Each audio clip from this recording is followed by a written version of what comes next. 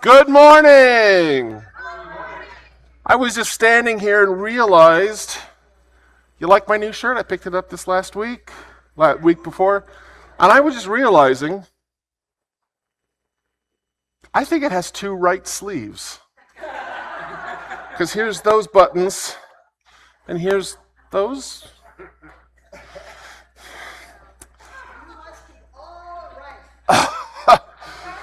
Yeah, somebody else was saying a moment ago, yeah, so two rights, no wrongs? Anyway, good morning. I'm Chris Tack, and I'm the music director here at Mountain Vista, and I take it very seriously that this is my job in the way we start our services.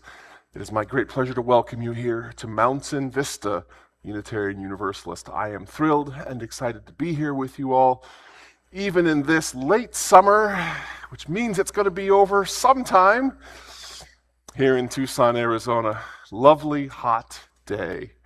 Once again, you all know what to do with these. Take a second, double check, and make sure everything is set to silent. We have a very exciting service for you today. We are set up with the incredible Robin, the absolutely wonderful Samar, and the mostly unbelievable Linda Logan leading services with us this morning. And you're in for a treat. I've seen the script and the outline. You're in for an absolute treat this morning. And they will tell you more about it in just a minute. Because it's the first Sunday in August, the first Wednesday after Labor Day is when choir starts up again. So yep, it's coming too. So I wanted to start something. I want y'all to sing with me. It's 3 words. I am light. Or I am life. That works too. And just 3 notes. I am life. I am life. Listen one more time. I am life, I am light. Try it again all together now. I am light. I am light, I am light. I am life, I am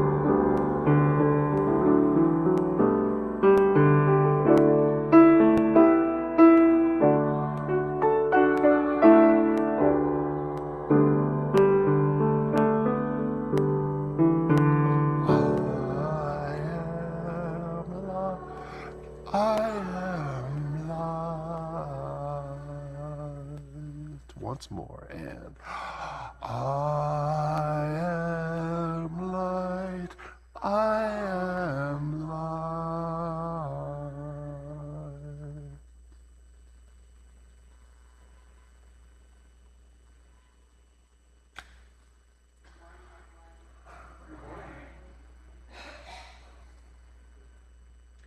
No? Can you hear me now? Excellent. Welcome to Mountain Vista Unitarian Universalist Congregation, located on the unceded land.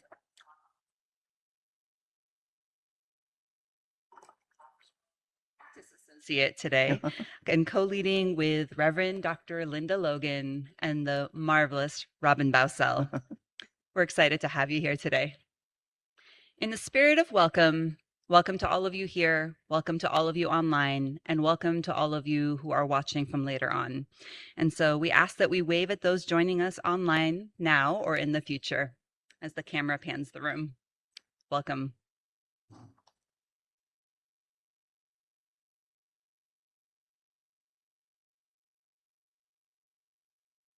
Thank you.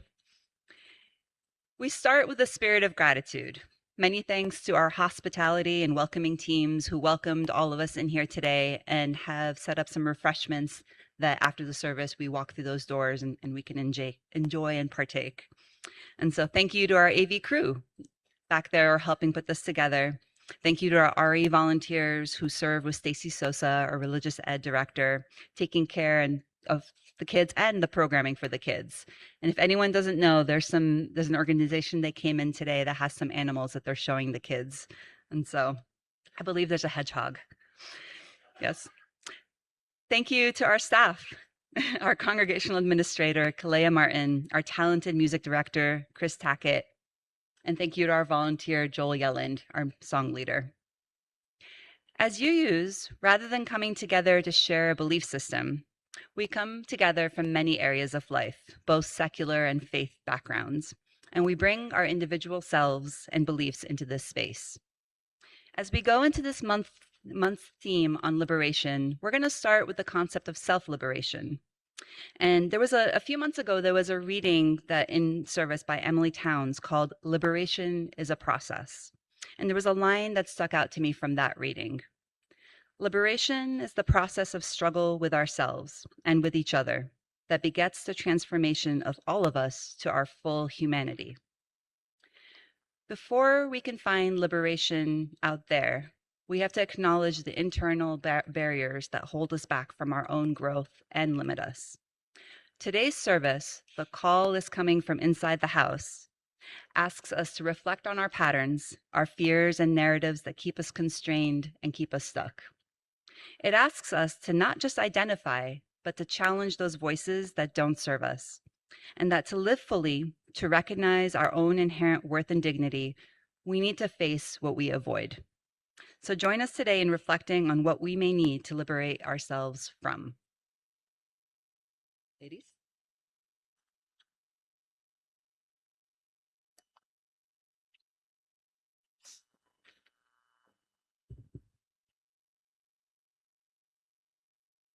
We come together to find liberation in community, where shared purpose strengthens our courage and reminds us we do not walk alone.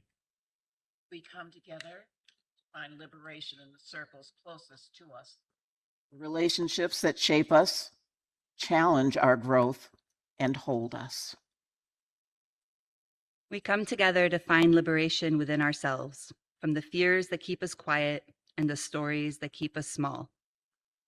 As this flame is kindled, may we remember that freedom begins in the small, brave opening of our own becoming.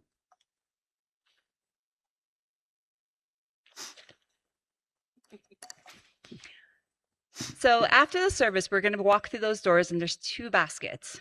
There's the wooden bowl, which is for the collection for the works of this community, of this congregation. And there's the woven basket, which is for our partner of the month. Our partner of the month this month is Interfaith Community Services, ICS, whom I believe many of you actually also volunteer there as well. So thank you.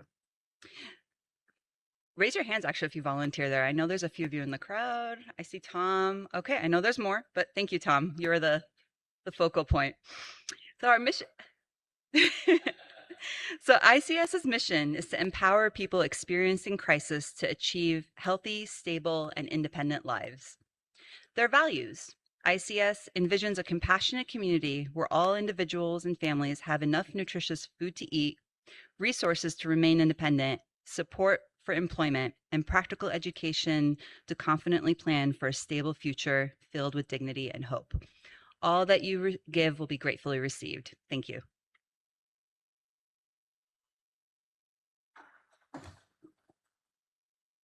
Well, yes, of course, I'm going to make you sing again all morning. Listen, repeat. Can I have the slide, please?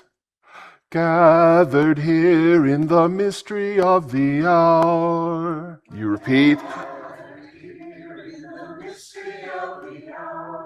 Gathered here in one strong body.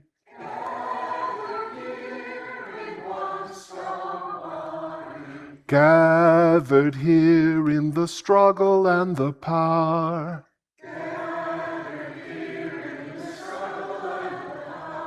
Spirit, draw near. Good. That's just like rehearsal.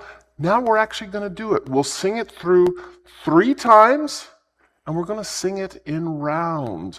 We have group number 1. David, you can lean a little bit that way. And group number 2, Joel will be your fearless leader. And then group number 3, over here, led by the unbelievable Robin Bousel. And we'll sing it through 3 times, and once you've sung it through 3 times, we will just repeat that phrase, Spirit, draw near, until everybody else has a chance to finish up. And when we sing together, we rise. Yeah, I make the choir stand up from time to time too. So, let's try it everybody all together, and gathered here in the mystery of the hour, gathered here in one strong body, gathered here in the struggle and the power, Spirit drawn. Group 1, here we go, and here in the mystery of the group 2, in the strong body, in the struggle and the power, Spirit draw near, gathered here in the mystery and the hour, gathered here in one strong body, gathered here in the struggle and the power, Spirit draw near. One more time, and one more time. Strong body, in the struggle and the power, Spirit drawn. Just that last phrase. Spirit draw near. Spirit draw near. Spirit draw. One more time. Spirit draw near. Thank you.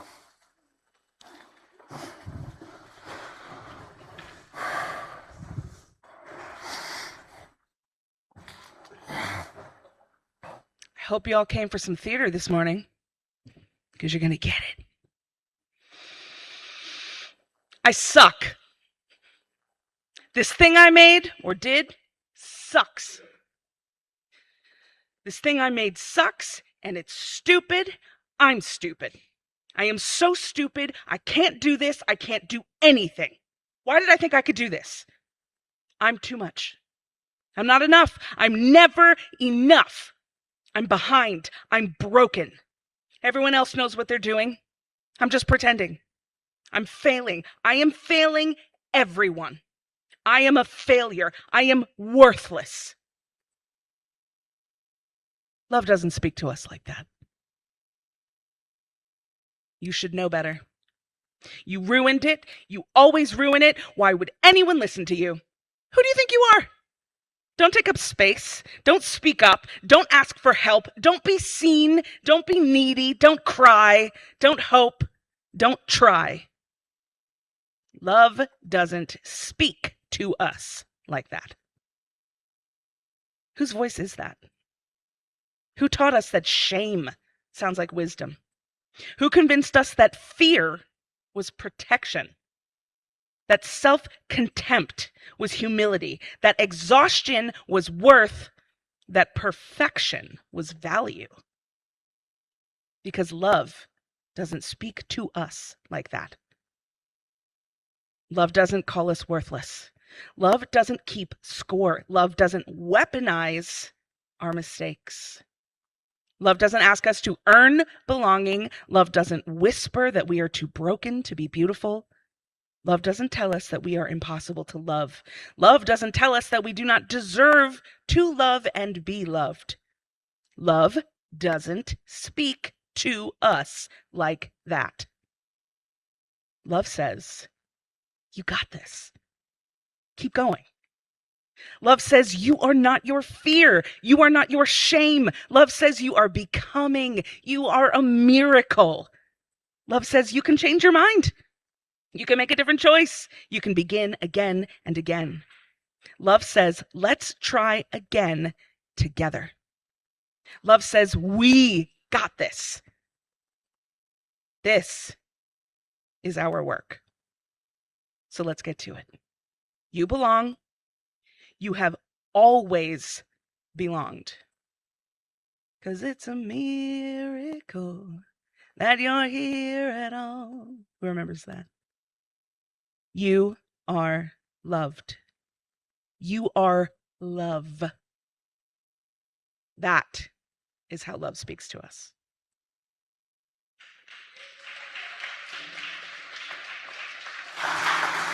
I am light, I am light.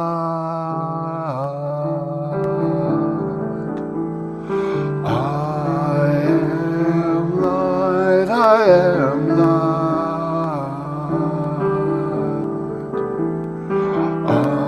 I am light, I am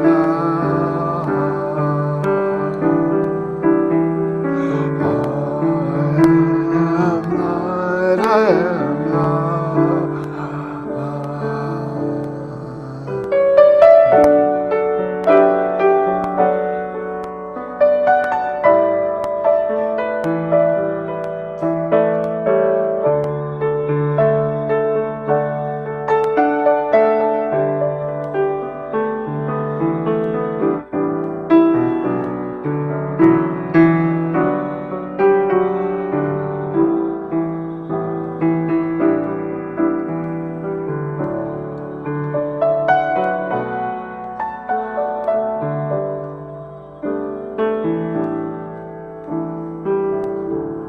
I am light, I am light.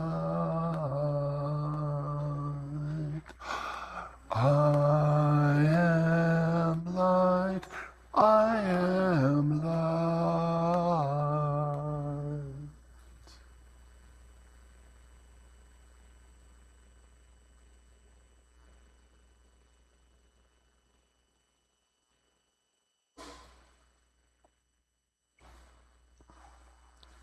For everything.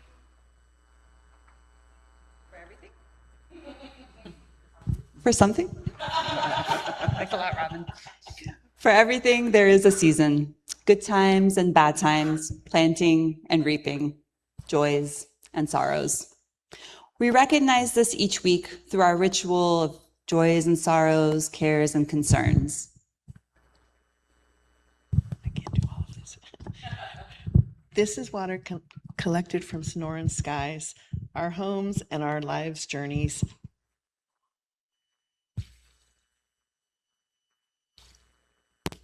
This is our congregation. We drop stones into the water as we share joys and sorrows, reflections of the seasons of our lives. We invite our congregation to respond with celebration and comfort. We don't have any joys and concerns to share today from our pastoral committee, but I'd always like to drop a stone for those outside of our congregation who need a loving thought today.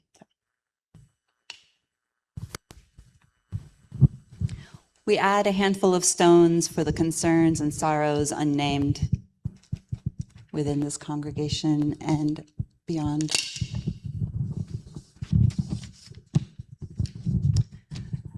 We also add a handful of stones for the joys as a reminder of the seasons held among us, but not spoken out loud.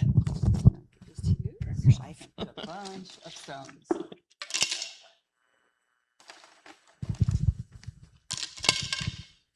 Our Pastoral Care Committee invites you to contact us. We want to hear your joys or sorrows. With your permission, we will share it on Sundays during our ritual. May we feel the rhythm of these seasons and respond to the needs among us. May it be so.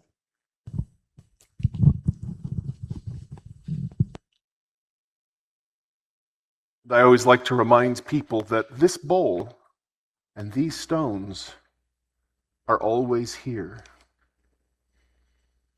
So if after the service you feel the need to come up, pick up a stone and hold it, and celebrate, or mourn, or laugh, or cry, whatever you need to do, and put it with the others. And there it sits. And there it does. We're going to sing again, Wo Ya Ya. If you have a green hymnal, teal hymnal handy, it is number 1020, 1020. I don't really know much about the origin of this piece, but it's a giant, lovely celebration of a song. So will you stand with us, sing and celebrate? And Joel, who is also a very talented percussionist, by the way, also brought percussion. I'm excited. Yeah, wish me luck.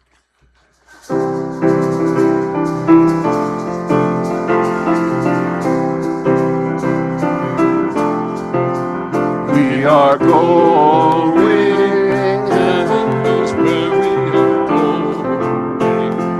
We know it is. and we We'll get there. Heaven knows how it will get. We know it is. It will be hard, we know, and the road will be muddy and rough, but we'll get there. Heaven knows how we will get there, but we know it. Wo Ya Ya, Wo Ya Ya, Wo Ya Ya, Wo Ya Ya. We are going, heaven knows where we are going. We know it is, And we will get there. heaven knows how we will get there. We know it. Wo Ya Ya, Wo Ya Ya, Wo Ya Ya, Wo Ya Ya, Wo Ya Ya Ya, Wo Ya Ya, Wo Ya Ya Ya, Wo Ya Ya, Wo Ya Ya Ya, Wo Ya Ya Ya, Wo Ya Ya Ya, Wo Ya Ya Ya, Wo Ya Ya Ya.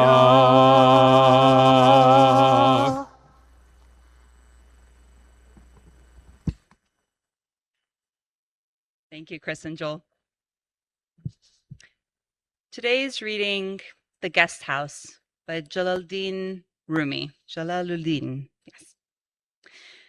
This being human is a guest house. Every morning, a new arrival. A joy, a depression, a meanness. Some momentary awareness comes as an unexpected visitor. Welcome and entertain them all, even if they're a crowd of sorrows who violently sweep your house empty of its furniture. Still, treat each guest honorably. He may be clearing you out for some new delight. The dark thought, the shame, the malice, meet them at the door laughing and invite them in. Be grateful for whoever comes, because each has been sent as a guide from beyond.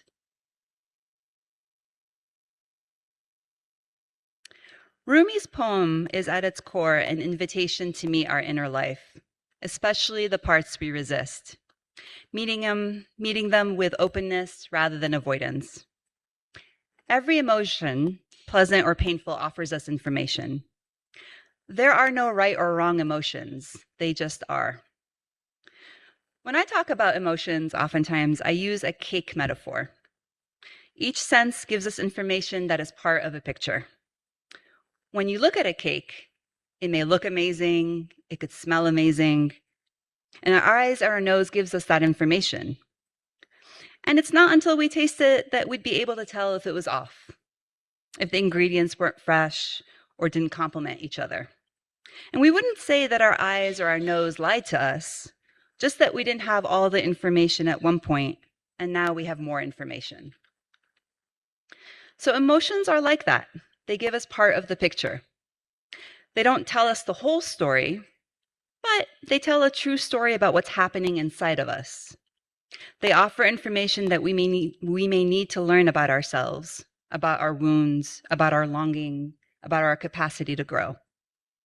And this is where emotion regulation comes from.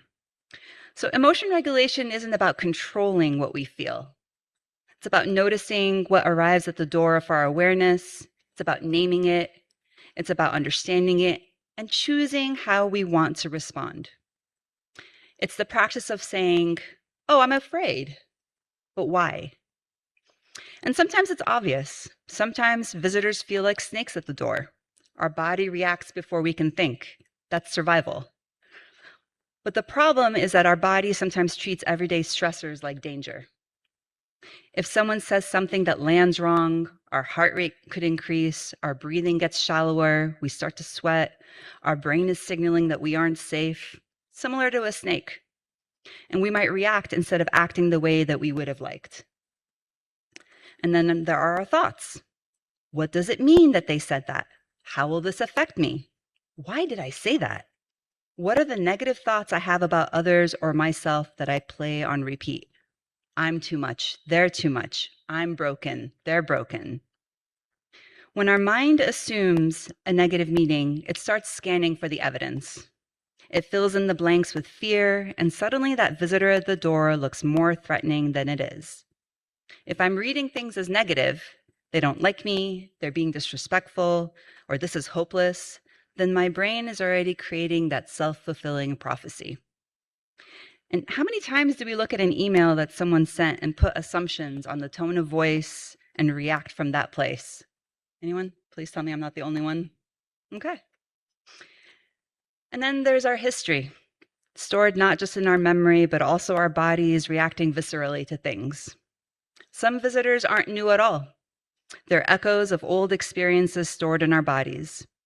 So if you grew up in an unpredictable environment, one moment feeling love and then feeling criticism, it impacts how we react to things in a consistent way.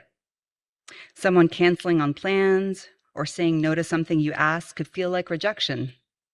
The closer you are to them, the deeper that hurt feels. I'm too much. And sometimes visitors come together. We usually notice anger. It can be the loudest, but it rarely is the only one. Behind it are usually others: hurt, betrayal, abandonment, confusion. Sitting with those and taking care of them can help us figure out where to go. Do we need to talk to figure things out? Do we need to take care of ourselves? Do we need to set some boundaries? So today, may we continue to practice welcoming our inner visitors. May we notice what arrives, name it gently, notice and listen for what it has to teach. And may that practice, messy, imperfect, deeply human, be part of our ongoing liberation, because that's how love speaks to us. Thank you.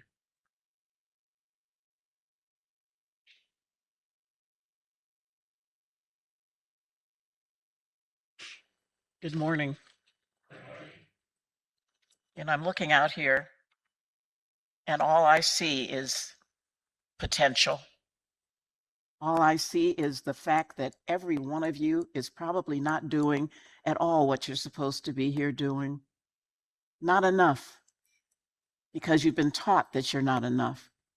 And so then you don't pursue it. And I'm here to tell you this morning that you are everything you need to be. Robin, let me have that slide. Everything you ever need is already inside you, and who you really are is far beyond your comprehension. I was born, I was told, asking questions about life because I didn't understand what I was being taught. I didn't understand that I couldn't be everything that I wanted to be. Someone here once asked me, didn't your folks tell you that you could be whatever you wanted to be? And I said, yeah, in a way, but they also told me there were a lot of things that were going to keep me from doing that. And I think I glommed onto that for a long time and how to do that. But I spent my whole childhood trying to find out, what is it that I'm supposed to know about life? What am I supposed to be doing? And every time I would do that, I would come up to this thing where, my mother dragged us from one kind of church to another, but they never talked about me. They always talked about some outside power, something somewhere else, something that was going to come and help me if I was good enough, if I was moral enough, if I was all of these things. And suddenly it got to the point where I sort of wanted to do some of those horrible things in order to see how did this really work.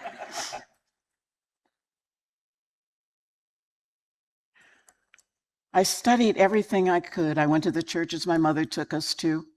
I even became a minister of science of mind. I thought, we're going to get close to this now. I can see that they're going to teach me about my mind. Well, they did, but they didn't. They still stuck to the old rhetoric, to the old stuff about this. There is something above me, beyond me that I needed to go to. And I didn't believe that. There was nothing in me that believed that. I needed to find out who I really was and what it was I needed to be doing. There was a phrase that used to come to me all the time. Do you know who you are? And it would just come to me out of the blue. This voice from in here would say, don't you know who you are? And I would say, I guess not. Doesn't appear so. And then one day, and I may have told this story before, my daughter came to me. This is sort of parent abuse, I think, but she told me that I was a very boring person and that I always talked about the same things and that I needed to go back to school, that she recommended I go back to school. And when I didn't move quickly enough, she registered me and I was in school. She could never have done anything more wonderful for me than that. When I went back to school, it was a whole different experience. Every day I knew I could get up in the morning, go to school, and come back knowing more than I had known in the morning. And it was an incredible experience because the classes that I took, all of a sudden, I realized that I was being informed in the way that I needed to be. This was where I found out really who I was. It wasn't about religion. It wasn't about some God on a cloud somewhere watching me as to make sure I wasn't doing anything wrong or to get me if I was. I realized that what I'd been taught was to be ashamed to be human, that I should be ashamed of all the things that were really natural to me, that I should feel badly about that I wasn't okay. Robin's piece this morning was perfect because we were taught not to look at ourselves as anything wonderful. Oh, that's conceited. Oh, you think you're cute, huh? No, that isn't it. I have learned through these classes. I went back and I took biology. I took biological anthropology. Absolutely adored that. Cultural anthropology, biology, African American history that taught me who I was, sociology. And all of a sudden I knew that what had been missing was me, that they didn't include me in all of these things that they were teaching. I needed to know who I was because who I am is absolutely incredible. I am, he took it down, it's okay. It's okay, I should have memorized it by now. But everything I ever need is already inside of me.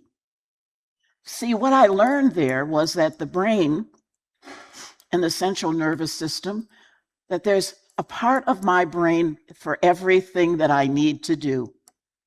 There's long-term memory, there's short-term memory, there's muscle control, there's the blood. Everything that I need is there, but we don't listen to it. We've been told that we're nothing. You get inside this body and you find out that you are everything. And not only that, you are connected to everyone, because every one of us has the same information in us. Why have we not learned that? Why were we taught that we should be ashamed of who we are? The pride that I got from going back to school was just immeasurable. You know, when I said, I look out here and I see who you are, I see this potential that's never been actually met because you've told you didn't have it. So I'm here this morning to tell you who you are. You are the most glorious, most wonderful thing that ever was created here. That we are a part of evolution, and every day we get better and we get more and we learn more about who we are. We should get up every morning and look in that mirror with the greatest joy you could ever experience because of who you are. We'll stop looking at ourselves as superficial beings, always looking at ourselves to see, how do I look? Do I look okay? I'm getting old. Oh my God, I don't like this. Oh, no, we should be looking inward and finding that joy. What is it you're here to do? What is your gift? You see, we're all part of one body. We're all part of one thing. You know, maybe you're the heart, maybe you're the lungs, maybe you're the legs. Who I don't know who you are. Maybe you're the music, maybe, but whatever it is, you should be doing it because this is your part in making this world work. I watched something the other day, and it was a young conductor, fabulous conductor, young, vibrant, and he went through the orchestra, and he gave each part of the orchestra one note to play. Just one note. And they could play it, there was a little variance about how they played it, you know, to get the different feelings from it, and he would tell them that. And each one would take their part, and then suddenly he pulled it all together. And they began to sing the song Volare. Do you remember Volare? Yeah, you're all as old as I am. So anyway, the Volare thing. And it was the most beautiful thing I'd ever heard because I realized that I had a note to play.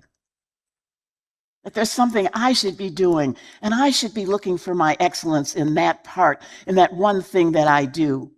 And I can even vary it a little bit for tone, and I can make it sound different and better than I did before, but I still have my one note.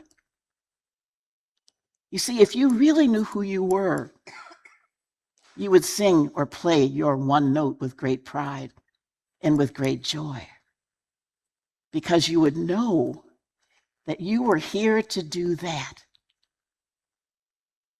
The thrill you would get out of knowing you were doing that. And all of a sudden you would know that you were part of this symphony. You know, we had talked one Sunday about the fact that there are only 26 letters in the English alphabet. And out of that, you will never, ever, ever be able to figure out how many words and things you can get out of that. 26 letters, and you can write all the books in the world. You can, and more, and again, different books about different subjects, about everything with 26 letters. So I want you to use your 26 letters to be able to write your life in a different and more wonderful way. What can you add to it? How can you make it a joy? How can you make everything feel better than it ever did before? How can you bring a different tone to your life now? How can you do that? Oh my God, what a wonderful life we could live if we finally understood who we were. See, what they did was they took They took me away. They didn't want me to be there. They didn't want us to know we were wonderful or caring. They didn't want us to know who we were, that we were talented in every way there is. This fly wants to hear more. There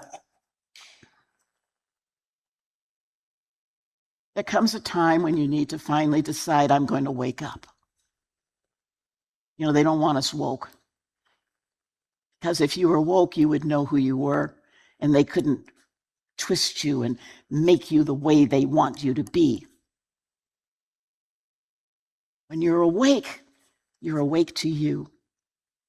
And you can go inside that self and ask for anything you want. And that voice, yes, that voice comes from in here. Nothing grows from the outside, it grows from the inside. You grew from the inside. You became more from the inside. You became more when you decided to know more, when you've requested more information, when you've wanted to see more, be more, do more. All of a sudden, didn't it happen? Weren't you attracted? Didn't that electromagnetic current in you attract to you exactly what you needed to do, to be, to learn, to grow? You'd start loving yourself a whole lot more than you have. That's what I call Love 101. You find out what you do and how you do it, and you love yourself for it. You know, here's Robin singing. My darling Samar, who can come up with the most creative ideas and things to do because she's decided she wants to do it. That's all you have to do, is decide you want to do it. And this thing, this mechanism that lives within us is listening to you right now and finding ways to get it done. You are the most loved of the beloved, and it's not some God up in the sky. It's this being, it's this intelligence that lives within you. Wake up to it. Decide to be all that you are meant to be. Make up your mind, and guess what? You're going to find yourself doing some of the most incredible things that you've ever done in your life. You are going to find out that you are not to be made small, that you are a big thing. You are wonderful. Say wonderful things to yourself every morning, every day. Say something complimentary, something great, not you suck. You say, oh my God, I had no idea you could do that. Let's do some more. Let's be some more. Let's be honest with ourselves. And the honesty is who we are. I'm going to close with a poem that's come to me years ago that I quote a lot. I may have even read it here before, but every time I read it, it comes with even more meaning. And it's called No More Smalling Up of Me.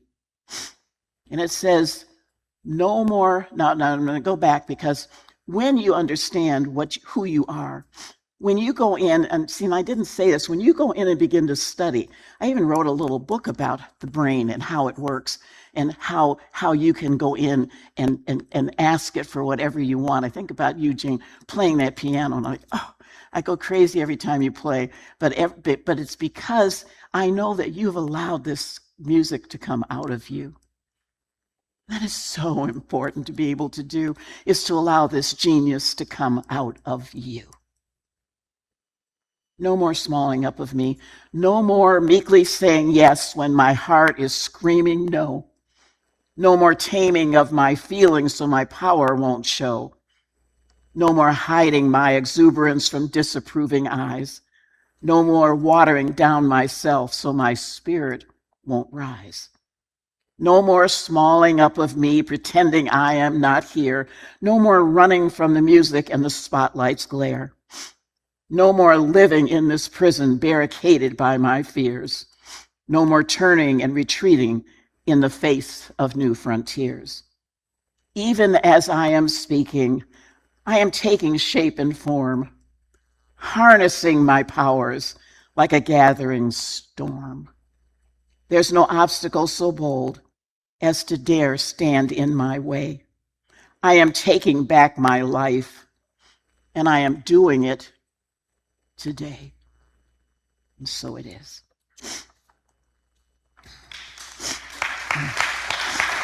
Thank you.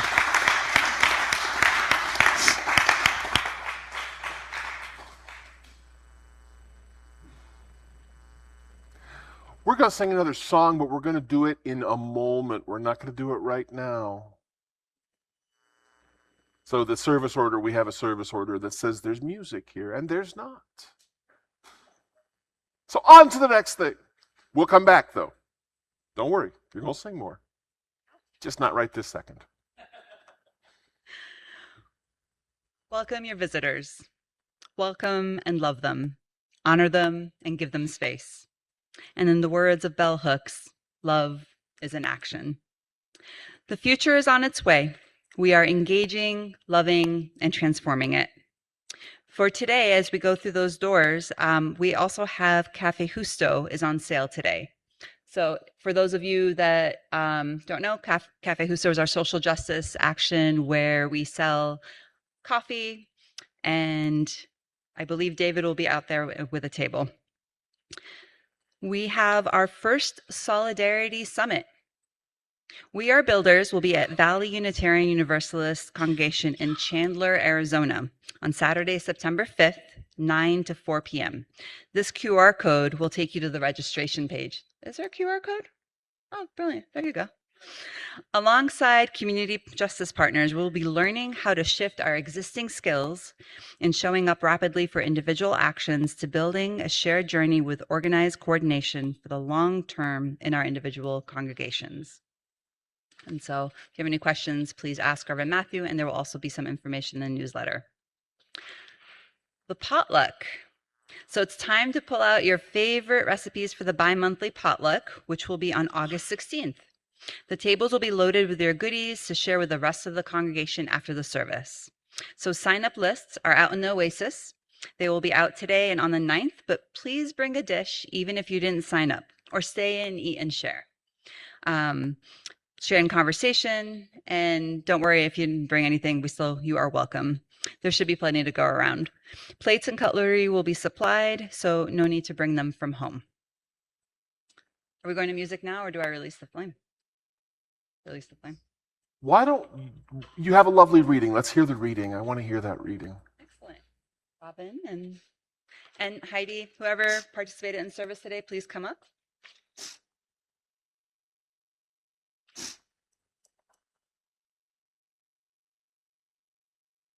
We all met. Wonderful.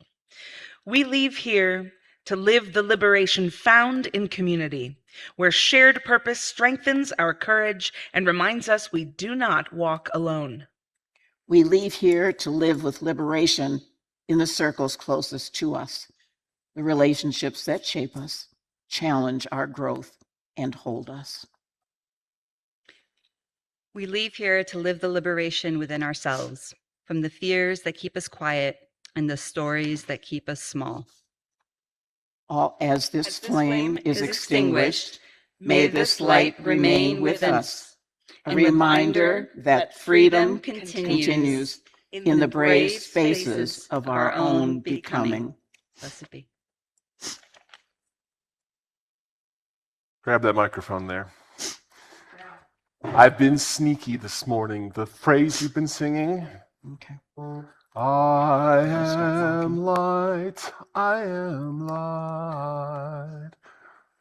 Remember it all week. It reminds you of the beautiful things Samar said, of the beautiful things Linda said. Everything you need, everything you are, everything you need to be is in you because you are light. I've also been sneaky because this is a beautiful song by India Ari Simpson. And with your help, and Robin's help, I'd like to do the whole song for you. So, your part, you've been practicing it all morning. I am light, I am light.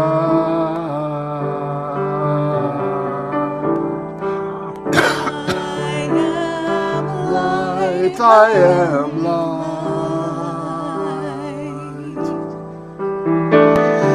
I light, I am light,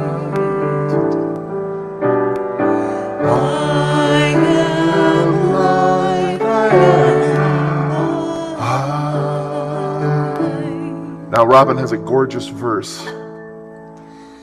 I am not the things my family did. I am not the voices in my head. I am not the pieces of the brokenness inside. I am light. I am light, I am light. I am light, I am light.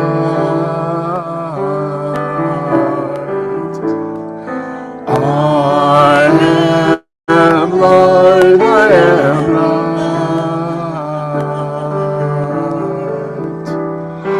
I am light, I am light. I'm not the mistakes that I have made, or any of the things that caused me pain. I am not the pieces of the dream I left behind. I am light.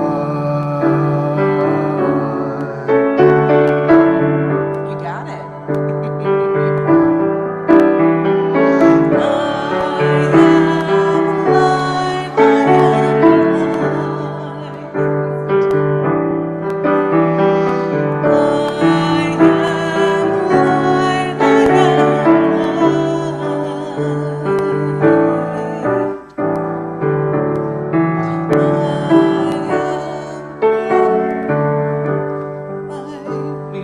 Your next verse.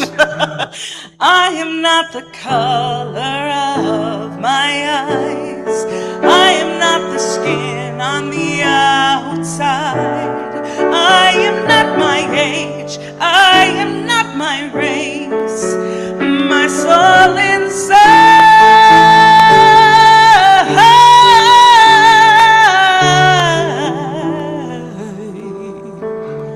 is all.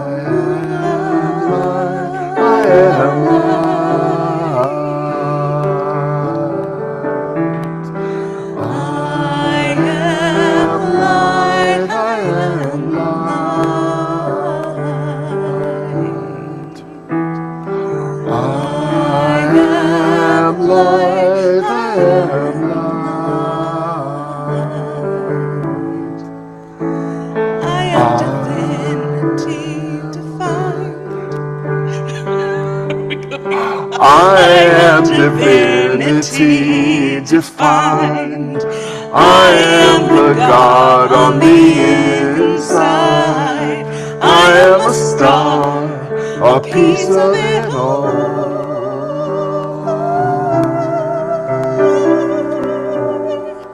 I am light. I am light, I am light,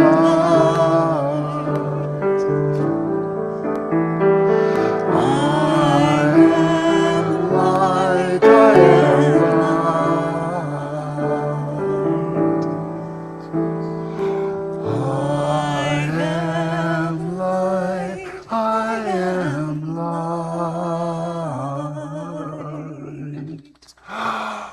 I am light, I am light.